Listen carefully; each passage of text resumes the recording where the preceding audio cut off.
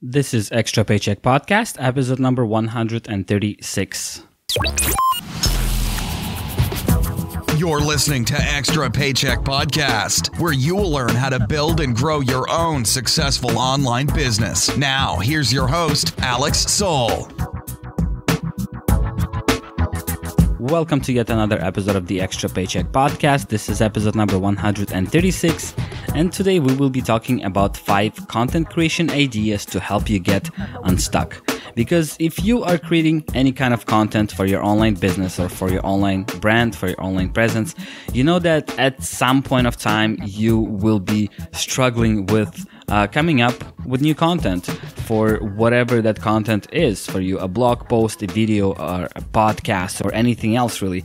The truth is that coming up with content, especially consistently, like every single week or twice a week or whatever your posting schedule is not really easy. At some point you will run out of ideas, or at least feel like you're running out of ideas, and you simply wouldn't know what to do, what to talk about, what to write about. So in this episode, I will give you 5 different things, 5 different ideas that you could use today to get more content flowing out of you. Let's get started. Number 1, you need to revisit your old content.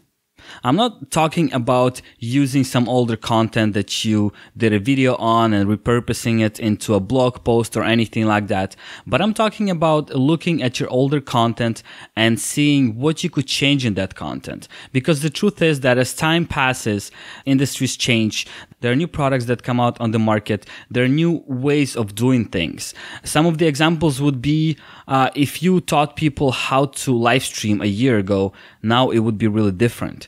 If you helped people create Facebook ads 2 years ago, today you would probably give completely different advice, simply because things have changed, things have evolved, and now there are different aspects that you need to look at as compared to the aspects that were important back 2 years ago, or whenever you did that first post or that episode or that video. One of the biggest examples that I could share here that I actually did was writing a guide on how to start a podcast, how to launch a podcast. So I wrote my very first guide in May of 2015, and then I wrote another guide almost 2 years later in early 2017, which was basically the same guide, meaning the subject was the same, how to start your podcast. However, during those 2 years, I've changed my gear completely. I approached the podcast creation in a different way, and once again, a lot of things changed. So I felt like I needed to write a brand new guide on the same subject. However, the content is completely different if you look at those 2 guides. And that's something that you should pay attention to whenever you review products or give any kind of advice or any kind of content really. With time, things change. So it wouldn't be a bad idea to revisit your old content and see how you can improve that, and maybe create a new video, a new post, or a new blog post, or a new podcast, or whatever that content you're creating with new and updated information on that same very old subject. Advice number 2 would be going back to basics. As you're growing your online presence and your online business, you'll probably be going into more advanced content, advanced strategies, advanced everything. However, a lot of people that find your business or your website or your blog might be complete beginners to that niche or to that industry, and they will feel very overwhelmed when they find your very advanced articles. And you need to help those beginners by offering them something that's more basic and that goes to the very beginning of that niche or of that industry. If we take that Facebook ads idea once again, you could go into using pixels to retarget your audience and people who have visited your website. However, if someone is brand new to Facebook ads, this is way beyond them and beyond their understanding. They first need to learn how to target properly, and hopefully the very beginnings of that targeting, the very, very first thing they need to do to target people properly with their ads, and you could address those things. So don't forget that although you might be an expert now and you want to move forward and you want to grow and give and give more detailed and deeper advice to your audience, there are a lot of new people that are finding your content and they would love to see something more basic, and they would love to see a way to just start doing something. A few ideas that you could incorporate in that: you could write a post or make a video with a title that goes something like, "If I was starting over today," and you would explain what kind of products you would buy or what kind of strategies you would use for your business or whatever it is you're talking about in your niche. Just think that if you had the knowledge that you have now, if you had it back then, what would you do differently, and how would you start your business or your hobby or whatever it is you're doing step by step from the very beginning? Advice number 3 is breaking it down to little pieces. For example, I often talk about the importance of creating these amazing pieces of content that go on forever and that explain every single thing in detail, and you put that all in one post. And I did exactly that with, once again, my guide to launching a podcast. Everything is covered in one single post. Now actually 2 different posts, but they cover pretty much the same thing. And to be honest with you, although those posts are very popular and they have done very well for me, they are too long. And I'm sure that I lost some people on the way simply because they got overwhelmed with all that content. A lot of people love to consume bite-sized content, and you could offer just that by simply breaking down one blog post or one podcast episode into a series of few different episodes or different parts which connect at the end. This will not only give you more content ideas, this will also help you to get those visitors back to your website, because they'll know that you released the part 1 of whatever you're helping them with, and then eventually you'll release the part 2, and they will be happy to come back to your website to get that second part, or maybe even a third and fourth and fifth parts, depending on how many parts you break up that piece of content. One of the examples I could give you is when I had Dom Wells from Human Proof Designs here on this very podcast.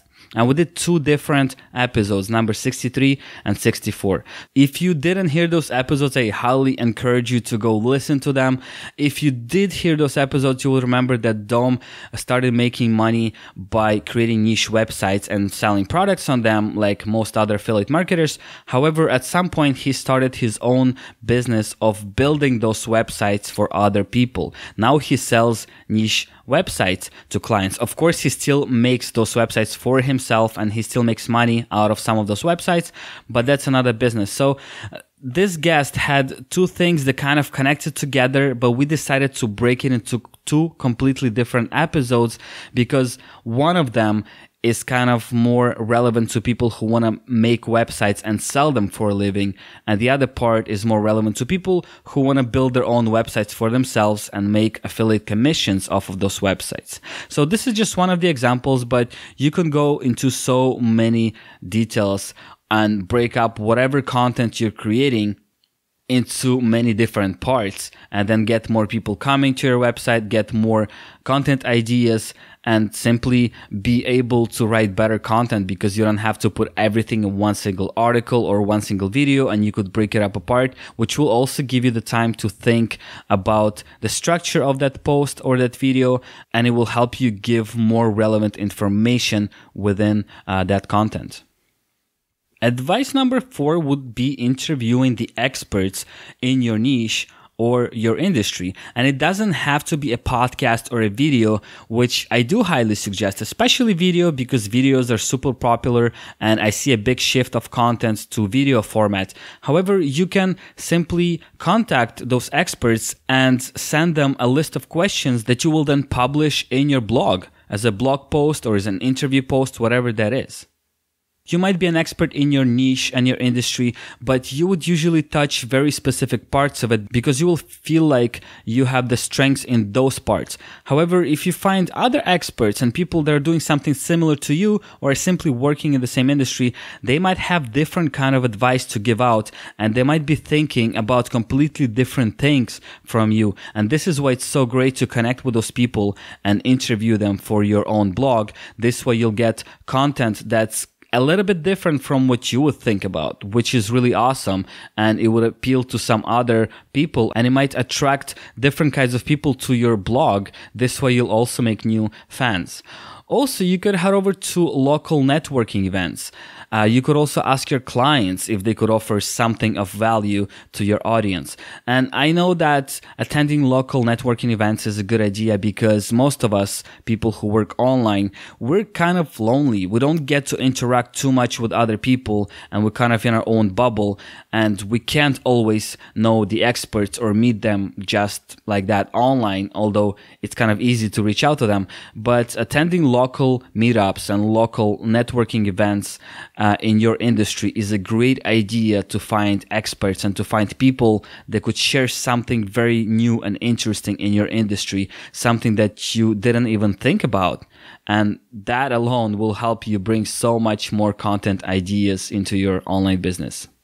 Advice number 5 would be simply asking your audience what they want. This is a fail-proof way to get more content ideas because, once again, as I mentioned in advice number 2, as our business grows, we tend to go deeper into certain parts of that business. We tend to look for advanced advice, and maybe we skip on a lot of stuff that we simply don't think about, or that we forgot about, or that we think that we covered.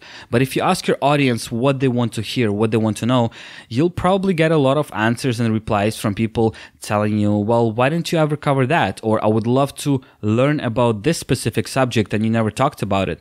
And this could give you a lot of ideas for future content. Now, if you're building an email list, which you should be doing anyway, you could simply send them an email asking, what would you love to hear about? What is your biggest struggle right now in whatever industry? What kind of questions would you love me to answer? And you could encourage those same questions in your blog posts, in your podcast episodes if you do the podcast. If you have a YouTube channel, you could also ask those questions at the end or even at the beginning of your video. If you are active on social media platforms, you could ask your audience the same questions on social media, and you'll get your questions right there, and you'll get your content idea just by asking on social media. Several months ago, I did a podcast called 6 Ways to Find Great Content Ideas for Your Site. And if you want to hear those out, you should head over to episode number 116, which you could find at extrapodcast.com/116. And in that episode, I gave 6 different ideas of finding new content for your website. And it's not any of these 5 steps that I just gave you in today's episode. So do make sure to check it out, and hopefully it'll help you get inspired and to get more content ideas for your online business. I hope you enjoyed this episode. You can head over to extrapodcast.com/136 for the show notes of today's episode. Also, if you do have any questions or comments, or you want to add something to this episode, please head over to the same page and use the comment form on that page. Also, head over to extrapodcast.com/iTunes in order to subscribe to the show through iTunes. If you haven't already, please do leave a rating and a review, which will help the show tremendously. Thank you so much for tuning in, and I'll talk to you next Monday.